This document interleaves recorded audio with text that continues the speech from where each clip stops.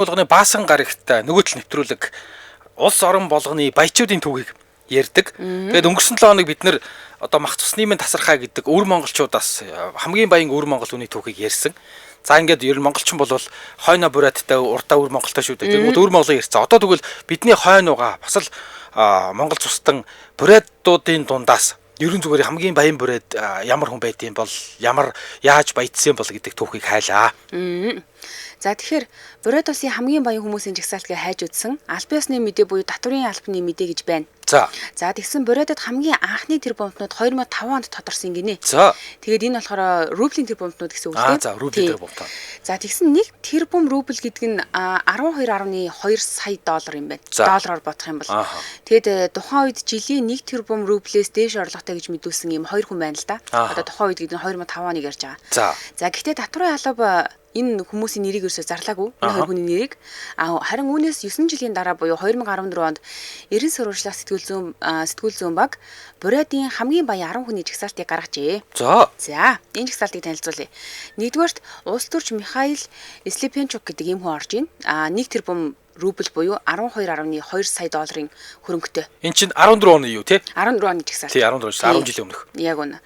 За хоёрдугаар байранд болохоор Титан сүлжээ супермаркетын эзэн Райса Бреднай гэдэг юм хүн орсон. За мөн адил 1 тэрбум рублийн хөрөнгөтэй. Гуравдугаар байранд хөрөнгөтэй биш жилийн орлого нь шүү. Тийм шүү дээ. Жилийн орлого нь тий. Тий жилийн орлого татварт ингээд нөгөө тайлбарлсан жилийн орлого.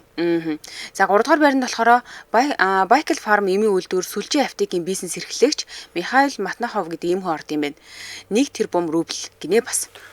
За тэгээд яг ингээ нөгөө Орос хятад хоёр бол ер нь ийм хаалттай энэ хоёр том гүрэн ер нь дотроо мэдээлүүд нь ер нь хаалттай байдаг. Тэгээ ингээд хаа байсан биднэрт олдсон мэдээлэлэр бол 2014 оны Эрен сурвалжлах сэтгүүлчдийн гаргасан бурайдын хамгийн их орлоготой шүү хөрөнгөтэй биш. Орлоготой хүмүүсийг чагсааж байгаа. За дөрөвдүгээрт нь улс төрч Баяр Шагдаров одоо баяр нэрээр биш тий. Тий Баяр Шагдаров. Баяр Шагдаров гэж энэ бурайд хүн 500 сая рублийн орлоготой гэж бичсэн байгаа 6.1 сая доллар. За Титан сүлжээ супермаркетын хувь эзэмшигч улс төрч Вадим Бредний 123 сая рублийн орлоготой буюу 1.5 сая долларын орлоготой гэж бичсэн байгаа юм. За 6-т нь абсолют сүлжээ дэлгүүрийн эзэн улс төрч Индира Шагдарова 90 сая рублийн орлоготой буюу 1.1 сая долларын орлоготой гэж бичсэн. За 7-т нь мэдээллийн технологийн бизнес эрхлэгч улс төрч Дмитрий Путилин гэж хүн 64 сая рублийн орлоготой буюу 1.1 сая долларын жилийн орлоготой гэж энд гарсан байна. За тэгээ 8-т нь болохоор депутат буюу ардын хурлын депутат Вячеслав Пукацкий гэж ийм хүн 60 сая рублийн орлоготой буюу тэг 173 сая доллар 730 мянган долларын орлоготой жилийн орлоготой гэж чагсаалтанд бичсэн байна. За 9-т нь харин бизнесмен Лев Асалханов 10 дугаарт нь үйл хөдлөх хөрөнгийн 8 ачин Вячеслав Баяминов гэж ийм хүмүүс орноо гэж байгаа. Тэгээ энэ хүмүүс дандаа жилийн орлогоороо бит тайлгнаж байгаа. Хөрөнгө нь яг юу юм бол мэдэхгүй. Тэгээ эндээс ер нь бол нөхдүүд бол залуудаа бол ингээд бизнес хийж байгаа. Тэгээ томроод ирэхээр бүгд улс төрд ордог нэг ийм жишгтэй юм байна. За бас нөгөө талаар нөгөө хэдийгээр ийм Аз царайтай хүмүүс байгаа ч гэсэн бүгд чах юм Орс нэр Орс овогтой байгаа дээ тий. Энэ дундаа сая хэлсэн жагсаалтууд дундаас ерөөсөө Индира Шагдарова буюу Шагдрын Индра за мөн Баяр Шагдарова буюу Шагдрын баяр гэдэг энэ хоёр хүн л Монголын нэртэй харагдаад шүү дээ тийм ээ. За тэгэхээр ямар ч байсан абсолют сүлжээний эзэн бол Орос хүн биш. Бурайд хүн байдаг юм байна. Абсолют сүлжээ чинь Монгол байдаг шүү дээ. Тийм байдаг. Бурайд эзэнтэй гэж бид нар ойлгож болох юм байна. Тэгээд тийм ер нь яг ингээд бодоод үзсэн одоо сая хоёлоо 2014 оны талин үзүүллээ шүү дээ. Тэгсэн 2024 оны мэдээгээр шүү. Мэдээгээр 7 тэрбумтон 239 саятан байна гинэ. Бурайдад. Тийм бурайдад гэтээ рублээр. За. Тийм байна. За тэгвэл юу яаж байна? Хиймэл оюун ухаанаар ингээд хайлт хийгээд үзэхээр 2025 оны байдлаар бурайд гаралтай хамгийн баян 2 хүнийг нэрлээчихгүй хамгийн баян бурайд хүмүүсийг нэрлээч гэдэг ингээд хайхаар AI буюу хиймэл оюун ухаан бол нэгт нь Баяр Баясгаланович Жамсуев. За хоёрт нь Ташин Намдаков гэж ийм 2 хүн гаргаж өгч байгаа. Энэ 2 хүн хамгийн баян бурайдууд гэж гаргаж өглөө л дөө. За ингээд энэ 2 хүнийг ингээд мэдээллийг нь хаагаад үзэхээр Баяр Баясгаланович Жамсуев гэдэг нь манайхаар бол Жамцын Баясгалангийн баяр гэж байгаа. За Баяр Жамсуев нь бол хувийн бизнес эрхэлдэг төрийн албаагч. Тэгсэн ирнэ. Харин тэгсэн ирнэ төрийн албаа гэж хэрнээ хамгийн баян брэд гэж гарч ирж байгаа байхгүй юу? За энэ мэдээлэл зөрүүтэй байж бол магадгүй шүү. Бид нар ингээд нөгөө өөртөө байгаа интернетэд байгаа нээлттэй мэдээллүүдээс л их сурвалж авч байна. Тэгсэн мөртлөө хамгийн баян брэдүүдийн чагсаалтанд баг номер 1-ээр нь гарч ирж байгаа. За тэгээд энэ хүн болохоор 45 жил төрийн албад зүтгэсэн. 45 жил төрийн албанд ажилласны 35 жил нь дандаа өндөр цалин орлоготой хангамжтай юм дарга хийжээ. За товч намтар нь бол нэг иймэрхүү. Энэ Баяр Жамсууев гэж ийм хүн 80-аас 81 онд Моготой дүүргийн Ортуй гэдэг тосгоны Улаан Одон гэдэг дунд сургуулийн түүх нийгмийн ухааны багшаар ажиллаад 81-ээс 91 онд комсомол буюу хувьсгал залуучдын эвлэлд дүүргийн комсомолын 2 дугаар нарийн бичгийн дарга дараа нь твшээд 1 дугаар нарийн бичгийн дарга албыг хашижээжээ. Багшаас эхэлсэн юм байна тий? Тэгсэн юм байна. За үргэлжлүүлээд 1991-ээс 93 онд Анхын брэдийн автономт тойргийн Оросын албаны улсын засгийн газрын дэргэд суугаа суурин төлөөлөгч болжээ. За дараа нь 93-аас 97 онд бол Оросын Думын гишүүн үндэстний асуудал эрхэлсэн хорооны дарга болжээ. За дэвшээд л байгаа. Ингээд дараа нь Анхын брэдийн автономт тойргийн тамгын газрын дарга болж байгаа. Оросын албаны улсын ерөнхийлөгчийн тамгын газрын даргын туслах болж байгаа юм. За дараагаар нь бол 2010-аас 13 онд байгалийн хязгаарын Оросын албаны улсын ахлах байцаагч болж дэвшиж байгаа юм. За ингээд 2013 оноос байгалийн чанд дахь хязгаараас Оросын албаны улсын холбооны зөвлөлийн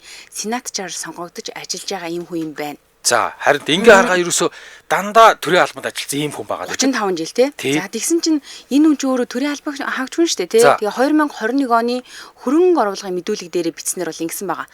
Жилд 6.3 сая рубль за ойролцоогоор бодох юм бол энэ 70 мянган ам доллар юм байна л да. Ингэж мэдүүлэг өгж байгаа. За 70 мянган ам доллар гэдгийг төгрөг рүү шилжүүлэх юм бол 252 сая төгрөг. Жилийн. За тэгвэл жилийн юм бол сараар нь тооцоод үзэх юм бол ерөөсөл улс төрч гэдэг энэ албан тушаалыг хашаад сард 21 сая төгрөгийн цалин авдаг хүн байна. За тэгсэн ирнэ брэдийн хамгийн баян хүн гэдэг тийм. Хамгийн баян. Тий. За яг энэ бол интернет дээрс л гаргаж ирж байгаа. Үнэтэй их сурвалж бол бас биш байж магадгүй. За дээр нэмээд энэ хүн бол за ингээд нөө төрийн албаны дандаа удирдах шатны дарга хийжсэн. Тэгэнгუთ энэ дарга нар ч бол төрийн албанд хангамжтай, тэтгэмжтэй цалингаас гадна нэмээд тэгээ мэдээж улсаас орон сууцыг гаргаж өгнө. За байрны мөнгийг нь төлнө. Тэгээд унаа гаргаж өгнө. За жолооч. Тэгээд мэдээж жолоочийн цалин, бензин тосн бол цаанаасаа улсаас хангамжтай. Жилд нэг удаа улсын зардлаар амралт цувилт явдаг. За. Тэгэхээр яг уу энэ жоохон тооцоотой хүн бол мэдээж ингээд цалингаа ер нь баг өрөхгүй шахав тий ингээд улсын байранд амьдраад улсын юмар ингээд яваад хангамжаар ингээд амьдраад байж болно. Цалин баг хадгаламж болчих болохоор л. Тийм тэгээд Баяр Жамсууевын энэ хөрөнгө орлого бол төрийн алба улс төрийн карьераа дамжиж орж ирсэн ийм орлого буюу цалингийн орлого гэж байгаа. Тэгээд цалингийн орлого учраас энд бол ямар нэгэн хахуул инээтэй юм бол баахгүй энэ цэвэр орлого гэж үзээд байгаа. Тэгээд жил бүрийн нөгөө хөрөнгө орлогын мэдүүлэгт ингээд баян ингээд нөгөө цалин яг ингээд тусагдаад явчихдаг учраас авилга албан тушаалаа уруулан ашиглаж баяжсан гэдэг үндслэл бол харах олдоогүй.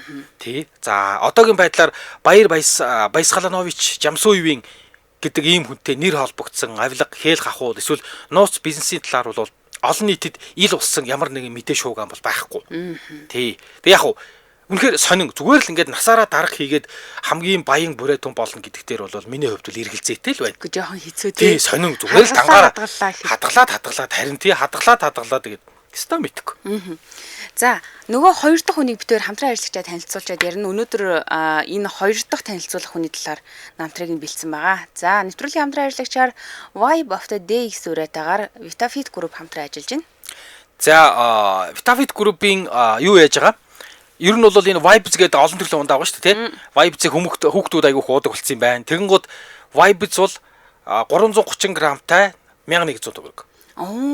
Би үний хувьд үнэхээр боломжтой гэсэн. Тий. Vibes би ууж үзсэн айгүй гоё юм бэлээ. Тэгээд юунд нэг ус үзмийнх нь маш их дуртай. Тэгээ одоо энэ нөгөө нэг манай лайвинд нөгөө баннер харагдаад байгаа Vibe цац гэж бичсэн. Энийг ингээ гадуур ингээ явахаар нөгөө нэг энэ тийм ингээ баннер байршуулсан байгаа байхгүй. Тэгээ би өчигдөр ингээ хальт харангуудаа вирусаа цац гинөө.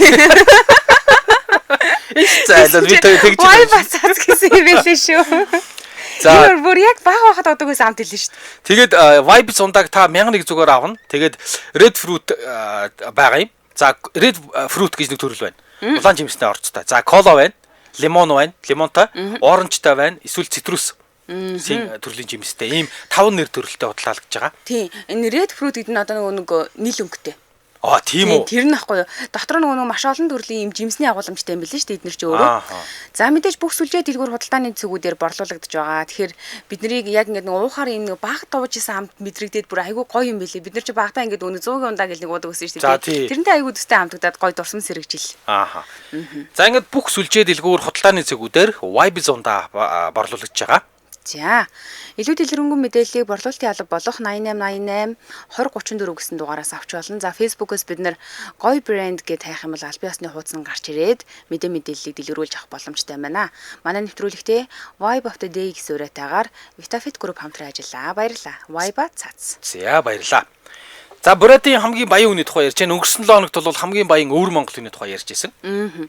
За саяны хүний танилцууллаа. Тэгвэл нөгөө химэл оюуханаар гаргаж ирсэн чинь хоёр баян хүн гарч ирсэн гэдэг байгаа шүү дээ. Нөгөө хүн болохоор Монгол Улсын төрийн сойрхолд уран зураач, баримлч Дашин Намдаков буюу намдгийн даш ийм хүн байгаа. Монгол улсын 100 ихмээр орж ирсэн тий. Тэгсэн 100. Би өмнө нь энэ нэвтрүүлгийг үзсэн байж байгаа. Сая манай нэвтрүүлгийн зохиол болохоор дахиж бүр эргэж харлаа. Нилээ яриаг нь сонслоо. За энэ хүн бол 1967 онд Чит мужийн Укурик гэдэг ийм тосгонд төрсөн 8 хүүхэдтэй айлын 6 дахь хүүхдээ.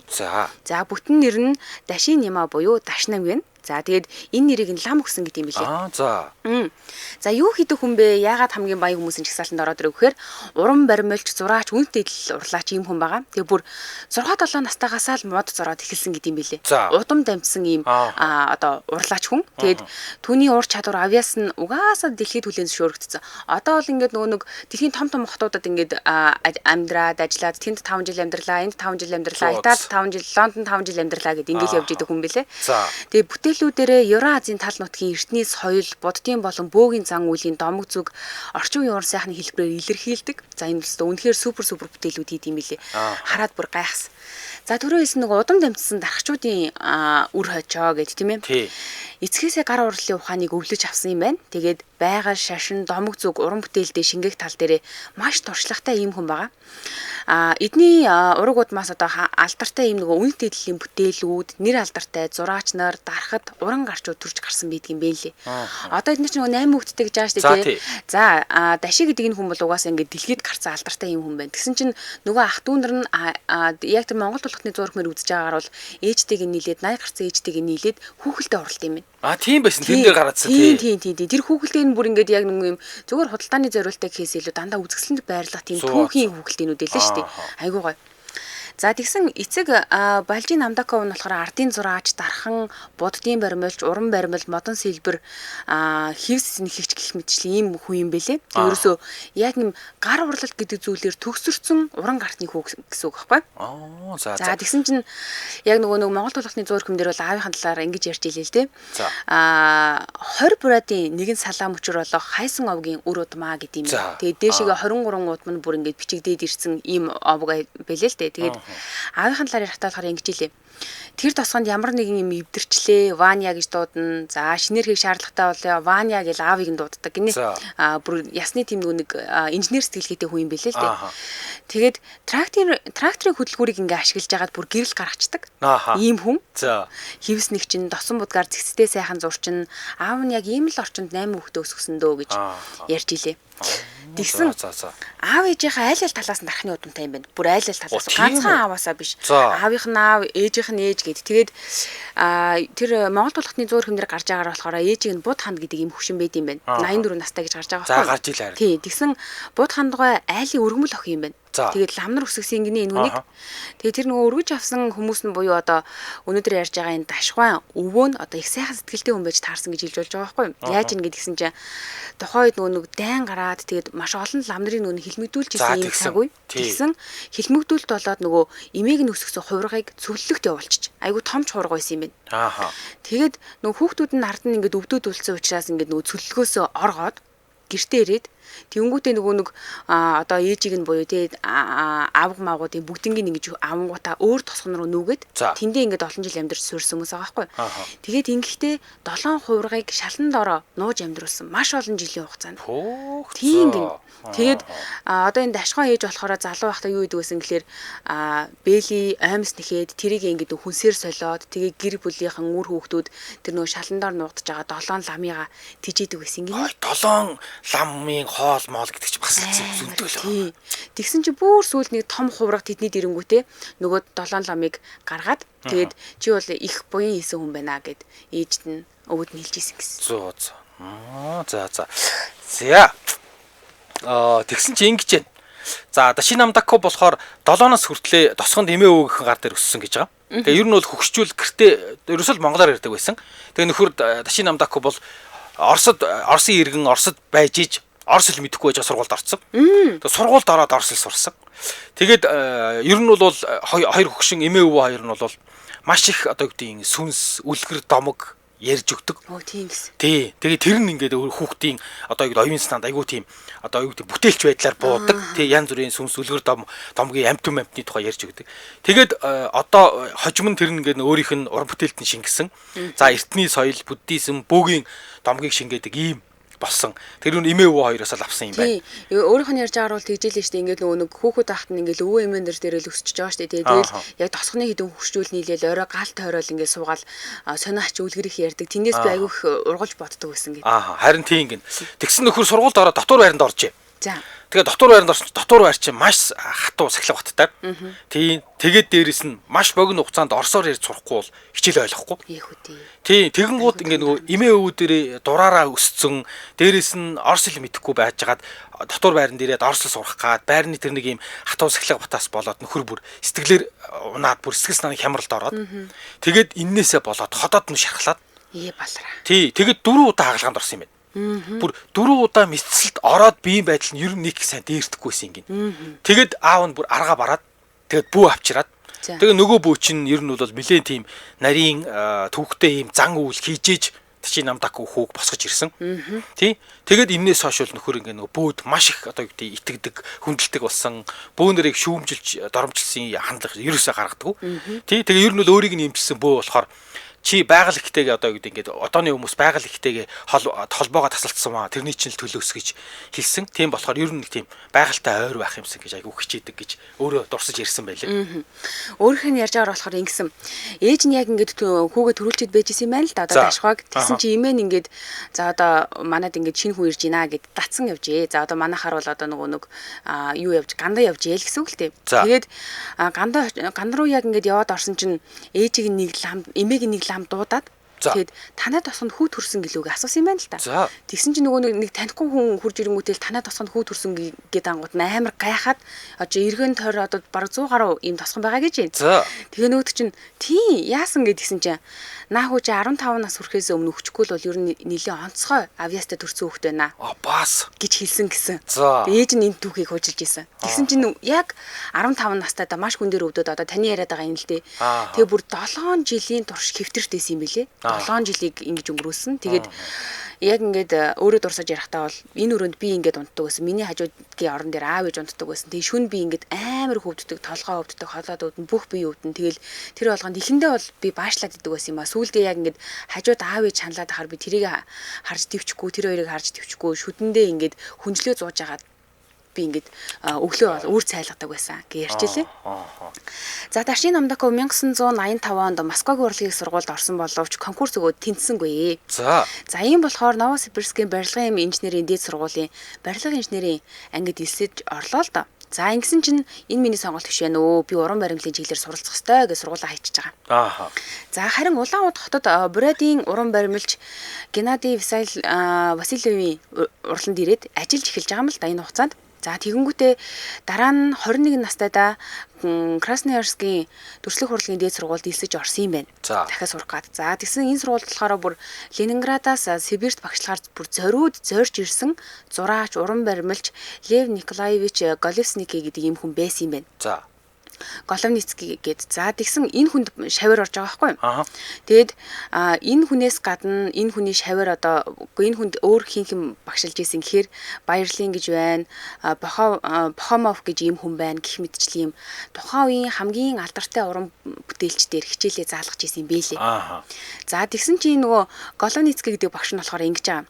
Чи энэ сургууль 6 жил сураад ерөөсө хэрэггүй. За. Анги алгасаа сур гэж хэлээд тэгээд 6 жил сурах сургуулийг 4 жил сураад өгсөн. Тэгээд тухайн үед болохоор юу гэж хэлж ийн гэсэн ерөөхдөө 6 жил сурчаар ингээд нэг юм хэвэнд цутгацсан юм шиг л баахан адилхан хүүхдүүд гараад ирсэн юм бүтээлүүд нь гэсэндээ адилхан. Тэгсэн чи багш нь нөгөө хайртай болохоор чи 4 жил сураад гараа гэд ингээд эрт төгссөн. За тэгсэн чи нэг юм сони юм байгаа. За багш нь болохоор дашхаг ингэсэн өөрийнхөө урланд ганцаараа ингэ наваач төгжчихдэг байсан гинэ. За тэр нь яаж байгаа юм гэдгсэн чи юроос өөр зүйл бити сатаараа гадуур дотор бити зугаалаа цагийг бити дими өнгөрүүлээ дээ. Урд хямаал хийгээд ингээд гуйж нэг үзэж байгаа, дарамтлч нэг үзэж байгаа тий. Тэгээ сүүлдээ энэ бол нэг төрлийн даяанчлал юмаа гэж хэлжиж дашхаг зөвшөөрсөн байт юм байна. За тэгээд ингээд Дашин Намдаков хорвоогоос тасраад бүхэлдээ бүтээлдээ ингээд бүр үнэхээр зүрх сэтгэлээ зориулаад ингэж чадсан юм бэлээ. За мөн дипломын ажиллаж гэсэндээ яг ганцаараа битсэн гинэ. Тэгээд удаагүй улсын шалгалтын комисс урлан дээр нэрээд шалгалт аваад түүний төгсгсөн байт юм байна. Тэгээд 92 онд ингээд Дашин Намдаков сургуулаа төгсөөд Улаануудад уран бүтээлийн ажлаа эхэлсэн юм байна л та. Тэгээд удаагүй яг Улаануудад нэг юм жижиг үнэт эдлийн цех байгуулж ажилласан. Тэгээд нөхөр бол ерөн зүгээр ингээд бусдын л адил ийм хаасаагүй байдаг ийм үнэт идэл хийхийг хүсээгүй гинэ. Тий. Тэгээд ер нь бол нөгөө нэг эртнээс эмээ өвгөх нь ярьдаг байсан тэр нэг ийм эртний өвлгөр домог туйлс за ингээд сүнс одоо юу гэдгийг төвл мэдгэдгийн ертөнцийн тухай ч юм. Энэ зүйлсээс болоод эртний булчнаас олдсон янз бүрийн олдуур молдууртайгаа ингээд холж агаад ингээд яг ийм эртний олдуураас санаа аваад орчин цагийн хүрэл баримл хийж загварыг гаргаад хийж эхэлсэн гин. Тэгээд яг энэ үедээ эхнэртэйгээ танилцаад гэрэлсэн. Тий. Тэгээд тэр үед эхнэр нь Спер банкнд ажилладаг байсан. Банкнд ажилладаг байсан. Тий. Тэгээд эхнэр нь бол тогтмол цалинтай банкны албаагч. Тэгэнгუთ нөхөр эхнэрийнхээ цалингаар нөгөө юуныхаа бүтээлийнхээ юм материалыг худалдаж авдаг. Тий. Тэгээд тэрийг хийгээд нэг юм зардаг байж. Тэгээд сүүлд нь Дашин Намдаков бас өөрөө бас тэр үед урсан юм байл. Ер нь бид нар тэр үед үнэхээр ядуу байсан. Эхнэрийнхээ бүр хамаг цалингаар түүхийд материал аваад за тэгээ ингээ хүрэл сүвнээр цутгах нь мэдээж яаж цутгах юу их үү гэдгээ мэдээд байгаа мөртлөө материал авах мөнгөгүй байх гэдэг чинь үнэхээр хамгийн хэцүү. Хийх юмны санаа нь байгаад байдаг. Хийх гэхээр мөнгө олдохгүй, материал нь олдохгүй хэцүү. Тэгээд ер нь бол уран бүтээлч хүн цагуугийн дэмжлэг үнэхээр чухлаа. Тэгээд тэр үед үнэхээр одоо юу гэдгийг эхнэр маань байгаагүй бол би яах ч үсэн юм бэл тий. Тэгээд эхнэр нь айгүй их сайн дэмждэг байсан. Тий. Тэгэл нөхөр эхнэрийнхээ цалинг буухаар ерөөсөө ингээ нэг 15 хоног дотор л ерөөсө газ юмнуудаа хийж аваад тэгээд үлдсэн 15 хоногт нөгөө хийсэн юм а зардаг. Тэгэж дараагийн сарын дотор тэгэж дараагийн сарын. Тийм тэгэхгүй бол болохгүй өөр орлого байхгүй. Тий ингэж ер нь нэлээд тийм ядуу зүдүүхэн дүү ингэж эхэлсэн юм байна лээ. Тий тэгэл ихтэн цалингаа буулаа хамаг юм аваад урлантаа ороод тэгэл бараг түгжиж аваад 14 хоног дотор газ нөгөөдөлөө хийгээд тэгээд үлдсэн 14 хоногт зарчдаг. Ийм амьдралтай байж. Энэ хоёр улаан үдэд бүр айгүй багтаа танилцсан юм билээ. 18 өстэй байхдаа танилцсан гэж өөрөө ярьж байгаа байхгүй юу? Тэгээ ингээд найзуудтайгаа улаан үдэд ингээд нийтийн байранд байжсэн чинь гаднаас найзуудын найз гэд эхнэр нь ороод ирсэн юм байна. Тэрээс хараал анхны харцаард оролцсон гинэ. Тэгээд тухайн үед ч нөгөө нэг яг ингээд нөгөө өвдсөн байсан үеийн хотоодны 2 хүн тагалгаа хэлэхэд тэр их хүн тасаргааг тань ямар хийж исэн намайг сувилдаг байсан. Надаас ерөөсө жигшээгүй, надад зэвүүцээгүй. Яг ийм зүйлийг би ингээд хажуугаас нь эхнэрээ нүдэрээ ингээд хараад байжсэн болохоор нэг л өдөр намайг хаяа явчих байх та гэж би айдаг байсан. Өөрөө ярьж илээ. Тэгсэн чинь бас айдаг байсан учраас яагаад гэхээр эхнэр нь айгүй том даргын хүүхд юм байна. Тэгээд эргэн тойрны хүмүүс нь болохоор чи ийм өвчтэй зовлонтой юмтай гэрэлж яах гээд байгаа юм гэдэг. Тэгэхээр нөгөө би хайртай гэд ингээ ноёр гэрэлсэн юм байлээ. Тэгсэн чи эхнэр нь болохоор өөрөө ингэж илээ. Ер нь бусдаас нэг тийм арай өөр цэмцгэр онцгой байсан учраас би анхны харцаар л дурлсан гэж байгаа. Тэгээ намайг ажиллаж хахад даши зургаал зурна. Бүтэн 1 жил өнгөрөхөд нэг ч рублийн орлогогүй.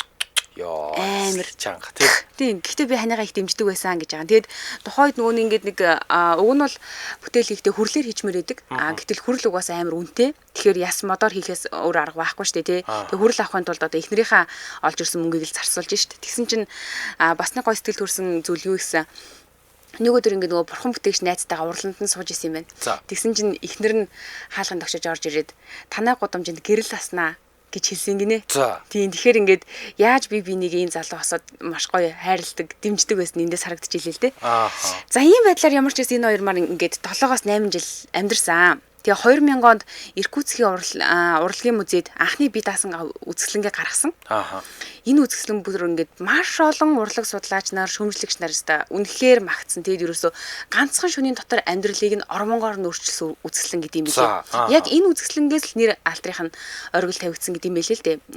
За тэгээд ингэж байгаа. Өөрийнхөө ажиллах дээр болохоор би энэ үзэсгэлэнг гаргахаас өмнө нэг бүтээлээ үнэхээр чадвал хичээж байгаа би $200 зардаг байсан. Тэгтэл ганцхан шөнийн дотор би үзэсгэлэнгээ гаргаад маргааш нь миний бүтээл хэдэн 100 дахин дуулгарсан. Тэгэхээр ганцхан шөнийн уран бүтээлд нэр хүнд ийм амар чухал гэдэм билээ гэж ярьж илэн шүү дээ. Тэгсэн чинь ихтер нь болохоор яг энэ үеийн тухай ингэж ярьж байгаа байхгүй юу? Гэртээ цай угаа сууж илаа. Дай шаалгаар ороод ирлээ. Бөөн баяр боллоо. Тэгээ би яасан бол яваадсан чи таны хоёлоо байрны мөнгөтэй боллоо. Ороод ирсэн. Энэ үед нөгөө нийтийн байранд амьдарч байсан. Тэгээд ганцхан үзэсгэлэнгээ гарангуудаа шууд байрны мөнгөтэй болоод ороод ирж байгаа. Энэ үе бүр үнэхээр бидний хамгийн аз жаргалтай үеэсэн гэж хэлээ. За Дашин Намдокийн бүтээл нь холимог арга техникээр хийгдсэн уран сайхны цутгамал байдаг. Тэгээ бүтээлүүд нь хөрөл, мөнгө, алт зис, үнэт чулуу, зааны яс, морины үс хялгас, модоор хийгдсэн ийм бүтээлүүд байж байгаа. Төв Азийн уламжлалт, будын шишний хэв маягийн элементүүдэд суурилсан ийм маш өвөрмөц юм маягтай бүтээлүүд. Бүтээл болгон дээрээ дандаа нөгөө нэг Аз тэр дундаа нөгөө бурай түүний царайг төслийг хичээдэг гэсэн. За тэгээ сүүлдээ ихнэр нь ажилласаа гарлаа. Дашин Намдокийн ноорог зургийн дагуу ингээд үндэсний загварлаг хувцастай баримл маягийн хүүхэлтэй хийдэг болсон. Яг тэр одоо бол яасныг мэдэхгүй байна. Гэхдээ ямар тухайн үед 3 хүүхэдтэй байсан, 1 хүүтэй 2 охинтой байсан. Тэгээд хүүдээ Чингис гэдэг нэр өгсөн юм бэлээ. Тэгээд хүн өсвөр наснаас хүссэн хүсээгүй нөгөө урланд нь суугаад эднийх гэр бүлээрээ нөгөө хүүхэлтэй хийж байгаа. Тэгээд 2002 онд Москвагийн төв урлагийн ордонд хамтарсан үзэсгэлэнд оролцсны дараа зах зээл нь Сибирьт биш ингээд Москвад байна гэдгийг мэдрэнгүүтээ гэр бүлээрээ Москва руу нүүсэн. За ер нь бол мэдээж ингээд улаан үүдийн ийм жижиг юу байжгаад одоо хинж танихгүй ийм уран бүтээлч бурай залуу байжгаад ингээд танилцаад ингээд Москвад ороод ирж байгаа юм чинь зах зээл бол үнэхээр том. Тий. Тэгээд одоо зурагч бай, баримлч бай, улаан үүд зархаас Москва зарах нь хамаагүй нэрээ дээр л дээ. Тэгээ 2004 онд эднийх Москва руу нүүж очиод за ингээд уран бүтээлээ өргөжүүлсэн. Тэгээд ер нь бол улаан үдэд төдийлөн хүмүүс тоодгүй байсан баримлуудыг нь Москва зүгээр шууд $30,000-оор, $50,000-оор. Юу нөгөө $200. Тий, ингэж зарагдаж эхэлсэн. Тэгээд 2003 онд жишээ нь үлгэрчин гэдэг 23 см өндөртэй мөнгөн баримл $100,000-оор зарагдсан. Зөө. За 2007 онд бүтээсэн Африк царай гэдэг 74 см өндөртэй хүрэл баримл гэхэд л $100,000-оор үнэлэгдээд ингээд зарагдсан. Тий. За 2007 онд бүр алдарт Трятковын галерейд үзэсгэлэнгээ гаргасан. За энэ галерейд 2000 оноос хойших бүх бүтээлээ дийлгэж харуулсан юм байлээ. Тэгээд тэр жилийн 2007 онд алдарт монголчууд бол муулаад үзэж чадаагүй Сергей Бодровын Монгол гэд кино. Тэр Сергей Бодровын Монгол киноны зураачаар ажилласан. Тэгээд энэ бүтээлд одоо юу гэдгийг киноны зураачаар ажилласныхаа төлөө Оросын киноны шилдэг уран бүтээлчтэй олгодог Ника гэдэг шагналыг авсан. Оросын кино судлаач шүүмжлэгчдээс Цагаан заан гэдэг ийм судлаач шүүмжлэгчдийн ийм шагналыг бас авсан байт юм байна. За Улаанбаатар хотод 14 цаг 39 минут болж энэ хамтран ажиллагчаа танилцуулаад үргэлжлүүлье. Гэр бүл төвтэй арга барилга хотхон хамтран ажиллаж байна. За юу яаж байгаа? Сүхбаатар дүүргийн 11-р хороо гэж явж байна. Нэгдсэн үндэсний байгууллагын хүүхдийн сангийн нэрэмжит хүүхдэд ээлтэй гудамжинд буюу за бидний мэдгээр бол Сөүл имлэгийн зүүн хойдол байрлалтай 5 блок 800 айлын бизнес зэрэглэлийн ийм төсөл байна. Энэ нөгөө Сүхбаатарын талбаас хойш Хангаа хотгоо явж явах замд ер нь 2 км хүрдэггүй яг Хангаа хотгоны арталт байрлалтай. Тий. За тэгсэн Голланд банкны 360 үнэлгээгээр 3 одтой бизнес зэрэглэлийн төслөөр үнэлэгдээд 125% хүүтэй онцгой гэрээ байгуулагдаад борлуулалт нь хийгдэж байгаа юм байна. Тэгэхээр өнөөдрийн байдлаар бол Улаанбаатар хотын хойд бүсэд байрлалтай албан ёсоор үнэлэгдсэн цор ганц бизнес зэрэглэлийн ийм төсөл байгаамаа арга төсөл гэдэг бол. Тэгээд гэр бүл төвтэй арга билэг гээд энэ хотхон болохоор А блок нь яг бүрэн ашиглалтанд орсон. Оршин суугчтай эхнээс нь оруулаад эхэлсэн. Гэрлэгч орж байгаа шүү дээ. Арга билэг дөө? Тийм шүү дээ. Тийм шүү дээ. Арга билэгч яг энэ артлын.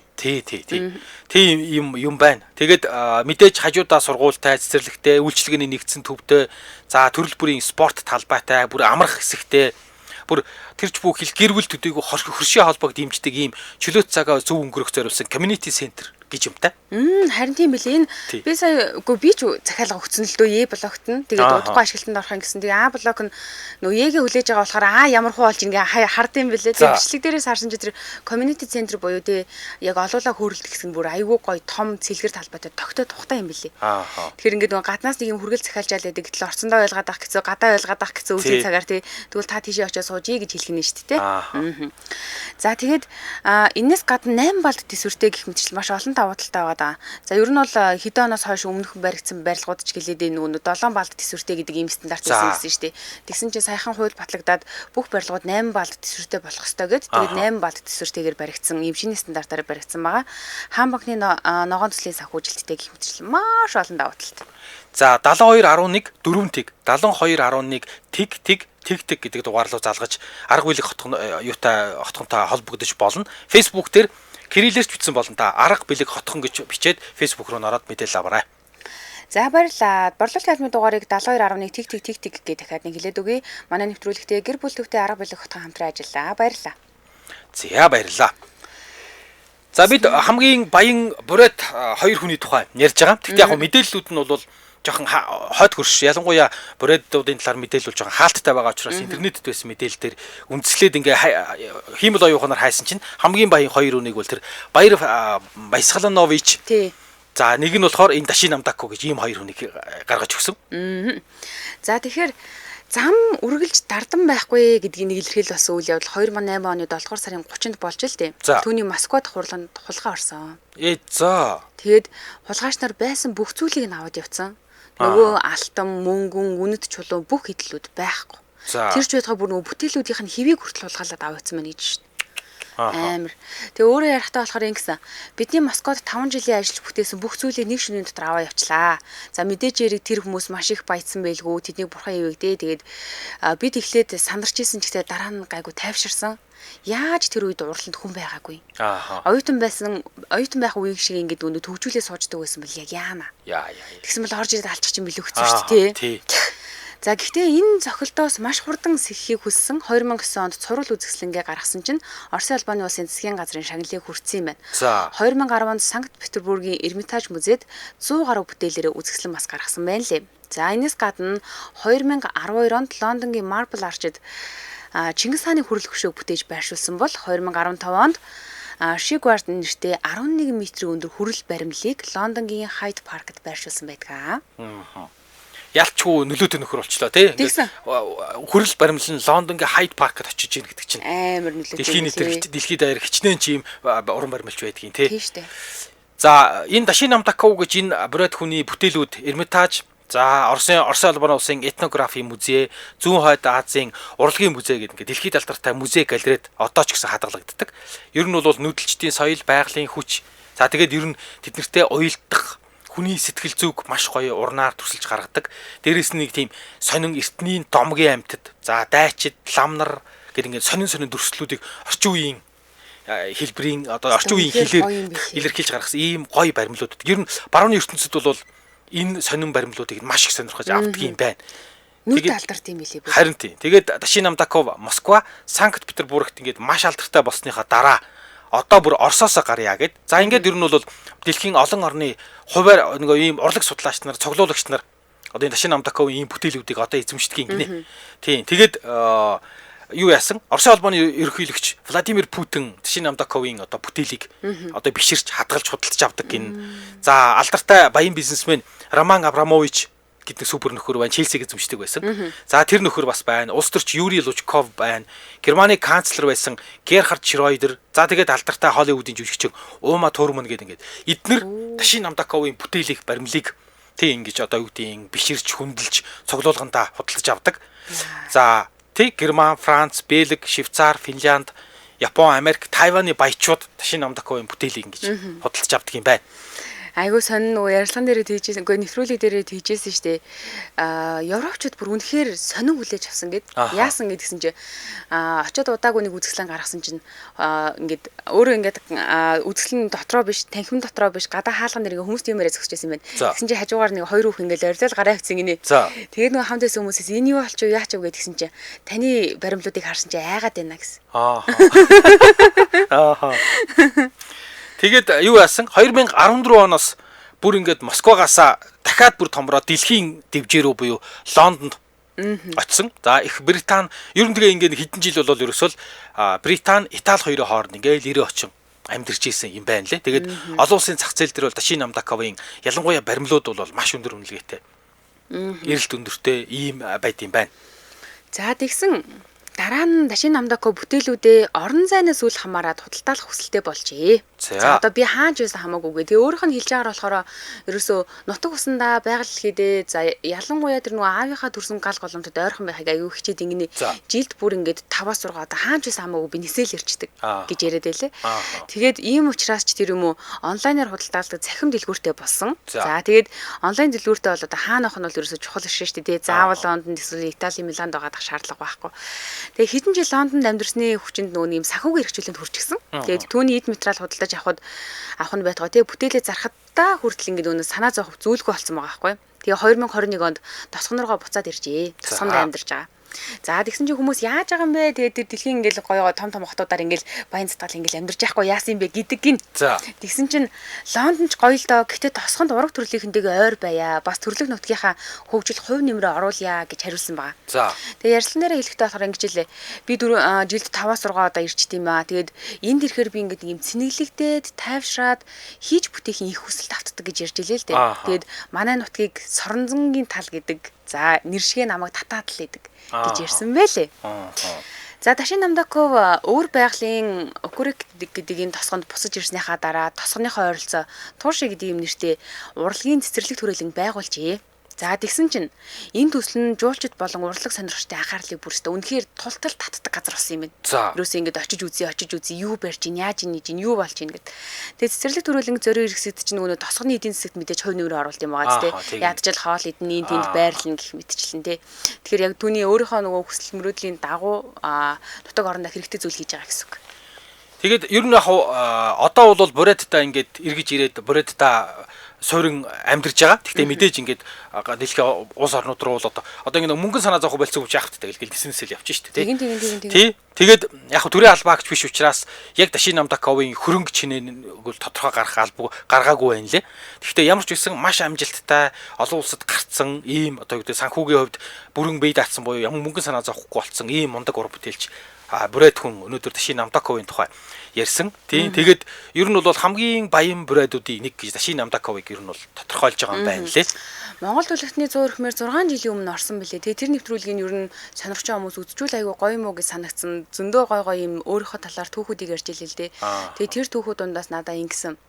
Одоо энэ ч нөгөө нэг сурж агаад нэг түрүүний багшийнх нэр химбэлээ нэг багштай штэ. За тий. За тий тэгсэн тэр багш нь яг нөгөө нэг анхны үзэсгэлэнгээ гаргаж амжихаас өмнө нас орсон юм байна. Ерөөсөө шавийнхаа үзэсгэлэнг харж амжааг өсөглөө багш нугасаа орстой алдартай том хөшөө баримлуудыг барьсан тийм хүн байт юм билээ л дээ. Тэгээд багшийнхаа их нэртэй холбоотой байд юм байна. Тэгсэн чинь үзэсгэлэнгээ гаргачаад загтал биччихэлтэй. Тэгсэн чинь загтал бичээд хариун дээрээ багшаа нас орсон гэдгийг мэдээд тэгээ тэрэндээ үнэхээр их би шаналж ингэж хэсэг хугацаанд явсан.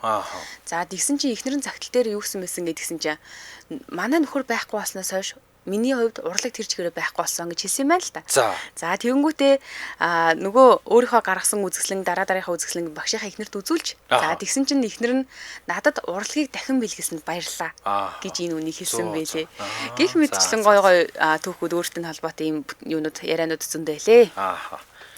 За ямар ч гэсэн мэдээлэл бол маш бага хаалттай. Тэгээд олдсон мэдээлэл дээр үндэслээд Бурадын хамгийн баян гэдэг юм уу да амжилттай ийм хоёр хүний тухай ярьсан. За мэдээж Дашин Намдаковыг бол манайхан мэдэх учраас Монгол улсны 100 эрхэмд орсон дугаарыг нь YouTube-ээс олоод үзчих болно. Харин юу болохоор бас нэг дарга олон жил дарга хийсэн ийм Бурад баян хүн ярьсан. За энэ бол Баяр Баясгаланович Жамсуев гэдэг хүн. Тий. Энэ хүн гэхдээ бас нэг жоохон юу юм те. Тэг сонирхолтой л хүн. Насаараа дарга хийсэн төрийн албаагч хэрнээ хамгийн баян бурайд хүн гэдэг ба шүү. За 35 жил төрд ажиллаа гэж бодмоор ч юм шиг. За. Энэ төрөд манай нэвтрүүлэг өндөрлөж байна. Wipe of the Day гэх суурайтаагаар Vitafit Group хамтран ажилласан. За мөн гэр бүл төвтэй арга билег хотгон хамтран ажилласан баярлалаа. Сонсогчдоо үргэлжлүүлээд 15 цагаас радио мэдээг улаан сонсороо 15 цаг 10 минутаас элдв шипийн нэвтрүүлгээр эргээд уулзнаа. За баярлалаа.